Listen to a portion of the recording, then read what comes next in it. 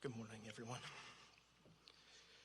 Jay, Sarah, and I have known Bobby for most of his life, so it's likely the three of us standing up here with a microphone would make him a little nervous. We've known him through difficult adjustments, awkward phases, and the other tribulations of our middle school and high school years into adulthood, where we have had the pleasure of watching Bobby grow up to an incredible professional and an even better person. We are privileged to share a bit about why we love Bobby so deeply and how much he means to us. Having gone through so many milestones together, it's impossible to imagine the emptiness we will feel celebrating life's joys or enduring the hardships without him. It feels unfair to have lost him when and how we did. But we are trying to find comfort in knowing that he died doing what he loved, a job he took so much pride in doing, and that we are joined by so many to mourn him. As a humble person who never sought the spotlight, he is likely equal parts overwhelmed and honored by the number of people who have gathered over the last few days to celebrate his life.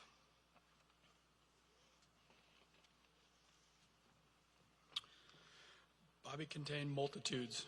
He was smart and practical and always happy to point out a more efficient way of doing things. He was also a dreamer. He believed so much in this city, its potential, and its ability to make it a better, safer place. He was goofy and sarcastic and knew how to tease you until you're about to reach your breaking point. But he was also knew how to uplift you, support you through your most difficult moments, and remind you how much he loved you with his words, but more importantly with his actions. It was as if he felt a day was wasted if he hadn't made someone else's with his jokes or thoughtful gestures.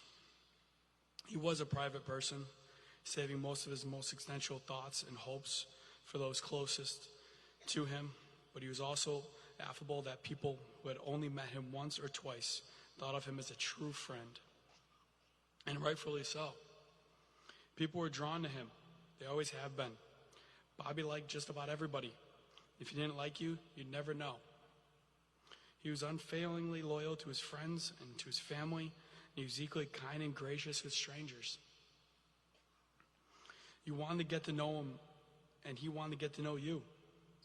Bobby was so many wonderful things, and we were grateful to have gotten to know many sides of him, to see him excel in many different ways throughout his life, and to have called him our best friend and brother.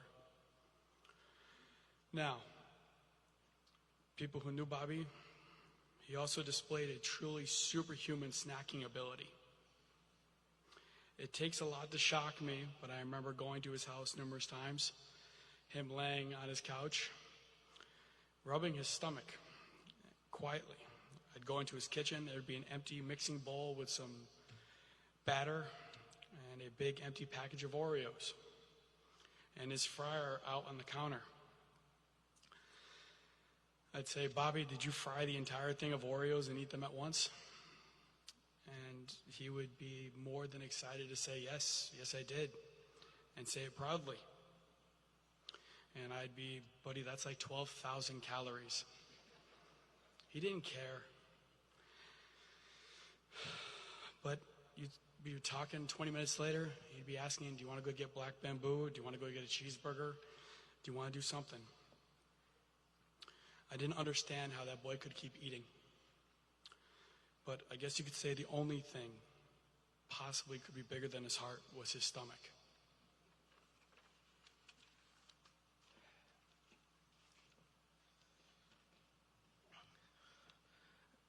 I had known for a while that Bobby had the mind of a detective. And there's a story here where I realized it.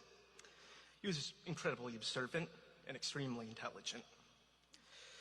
We'd go over to his house, and he would pick a movie one night, and I'd pick a movie the next time. It was my turn. and I picked The Usual Suspects, which I'm sure many of you know. I was so excited for him to be wowed by the twist. I certainly was. If you've seen the movie, you know.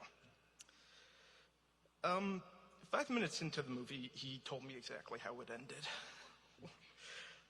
Like I said, mind of a detective. I always asked him, I said, how did you know?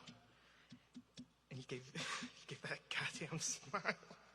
He said, you'll never know.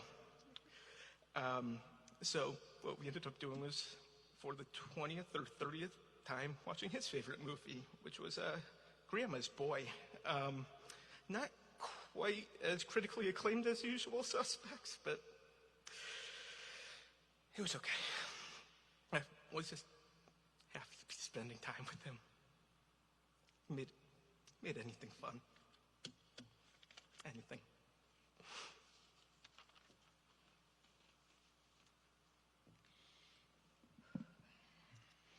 Bobby wanted nothing more than to be a Hartford PD detective, a hero and a leader in his community. We can only hope that he knew just how heroic he was. In all of the big and obvious ways, displaying his courage, discipline, and compassion during every shift, but in the more subtle ways as well. He was patient, warm.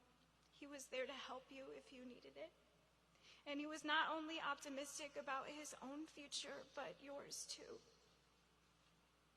He was the kind of person that everyone wanted to be around, and that's heroic in itself. We often glamorize people when they pass, but Bobby was truly good. And he did it with an enviable amount of humor and ease. He wasn't perfect. He was fallible like the rest of us, but he was on an unending quest to be better for himself and to make a difference in a world that pushed back on those instincts all of the time. There are so many things for which Bobby will be remembered, but above all, he would want us to honor him by emulating the love that he had for this city, for his family, for his friends. He would want us to strive to make the world better in small ways every single day by offering a smile or extending a hand to someone.